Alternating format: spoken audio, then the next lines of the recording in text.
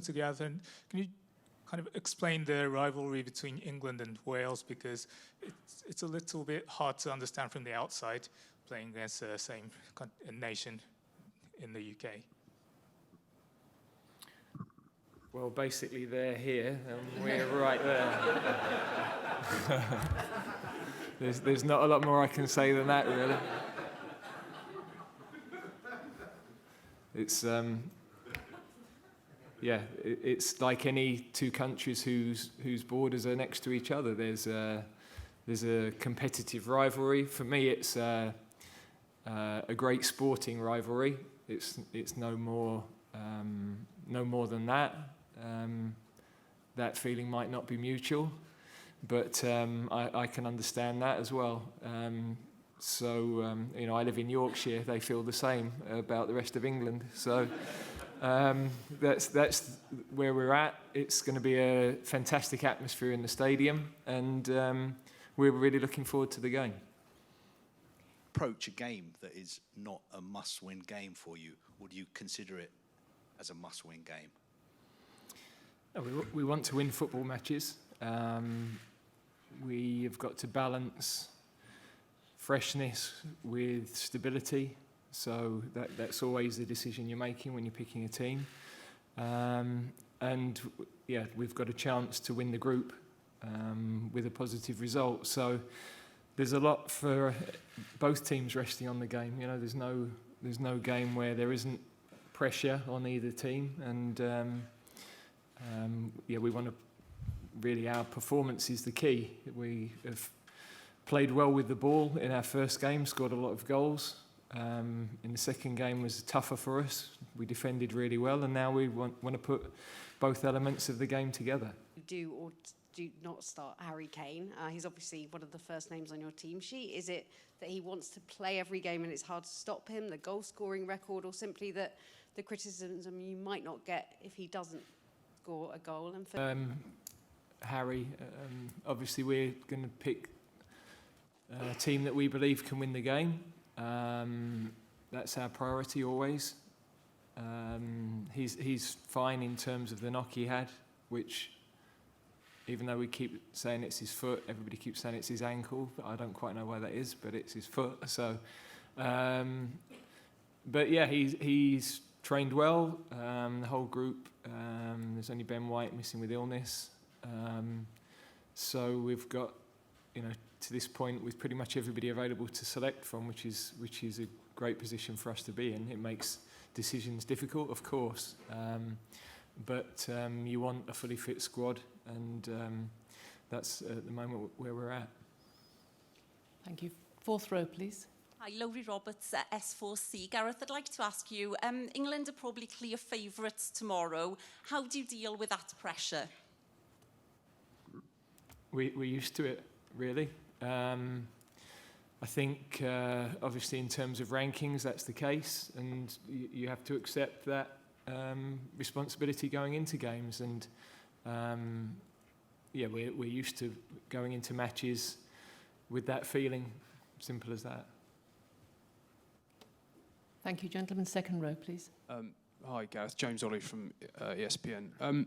There's been a lot made of the critical reaction by some of the fans at the end of the USA game. Sort of specifically, what is your message to those fans who are going to be in the stadium? Because it's going to be important that they stay with you in those difficult moments, isn't it? Yeah, I'm not really sure what the thing in the stadium was, because when we went over to our fans, I thought they were really good at the end of the game. So, we know there'll be a lot of supporters of both countries there. It's going to be a cracking atmosphere. Our fans will be with us for sure. There's no question about that. So I think they know the journey this team's been on over the last two tournaments in particular. We're top of the group at the moment. Still a bit to do to qualify. But as I said earlier, if we can win this game, then we can win the group. And that was the first objective when we set out at the start of the tournament. Thank you. Gentlemen, 2 rows behind, please. Thank you. Hello, I'm Pierre from newspaper L'Équipe. A question for Gareth. What are, according to you, the main qualities of the Welsh team and maybe the Welsh players that could potentially create problems to England, according to you? Yeah, they obviously have some world-class players who can produce moments of brilliance and have done for a long time with their clubs, with their country. They have a good spirit, they have good organisation. So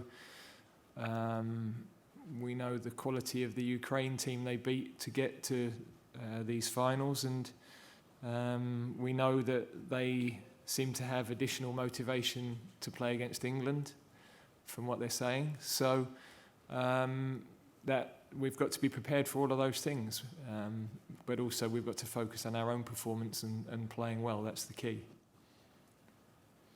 Thank you. Last question with photographers, please.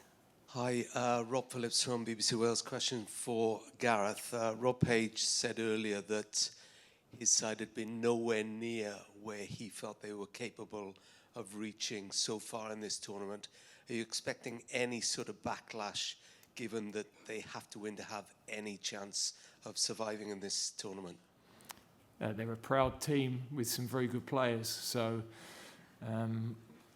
we would have always expect them to play well, and we're preparing for them in the same way we've prepared for the previous opponents. We'll have to wait and see what formation they play. There's obviously different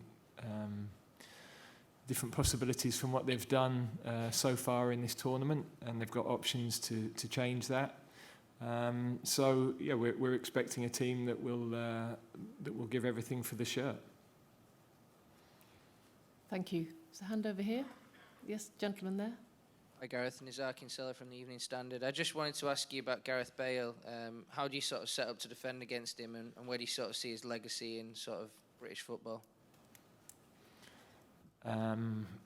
Well, defending against him depends a little bit on which role he plays, of course, but you know that he is capable of those individual moments of brilliance in and around the penalty area from distance as well.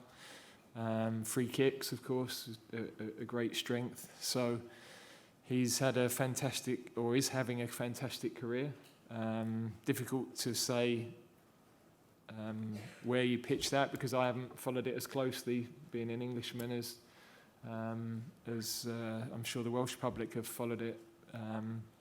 But clearly his club career and what he won with Real Madrid is phenomenal, really. So that in itself, but also major championships with Wales, the success they had in 2016, fantastic run to the semi-final. So he's had some remarkable experiences, and he's an outstanding player.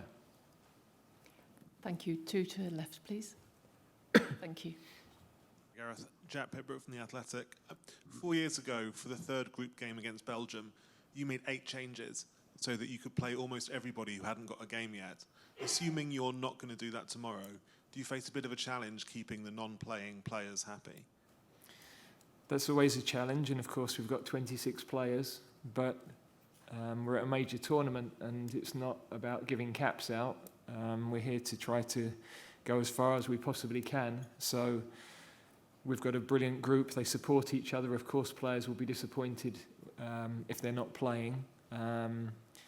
And when we have other camps throughout the year, we try to manage minutes and give people game time where we possibly can, because that builds the spirit. But you know, when you're in a World Cup, you can't just be thinking that way unless you'd already qualified and you've got a game that allows a slightly different approach. So yeah, we're fortunate. We've got really good professionals who get on with that. I know it's tough because I've done it myself. I've been to a couple of tournaments where I hardly played any minutes at all. But you recognise in those moments that your job is to support the team, to train well, to support the guys that are playing, to be ready for your moment when it comes. And that's been a big part of our story in the previous 2 tournaments, where the squad have been ready and the squad have really supported each other well throughout. Question for both. Carl Roberts, BBC Wales. Gareth, you mentioned that you think some of the Wales squad might have extra motivation because they're playing England. Have some of the comments you've heard, for instance, Kiefer Moore said that he'd love to knock England out. Does that annoy you? Question for you both. No, he's entitled to say whatever he wants leading into a game. So I'd be amazed if he hadn't, or if he didn't feel that way. And we've got to just focus on what we're about, preparing for the game in our normal way. We've got to bring our quality to the game and composure, and play with a tempo that makes our team really difficult to play against. So it's pointless us focusing on what's said before the game. We've got to go on the pitch and play well. Refereeing good. Have you seen any changes, or is it just, I don't know? You tell me. I haven't seen enough or studied enough of the refereeing performances to know why. Our game the other night, I thought the referee had a good tolerance level for challenges and allowed the game to flow. It was quite a physical game. So on another night, there could have been yellows both ways, but he didn't do that. I thought he managed the game really well. Am I allowed to say that, by the way? I'm never sure on the line of what we're allowed to say, so I'll probably shut up and leave it at that.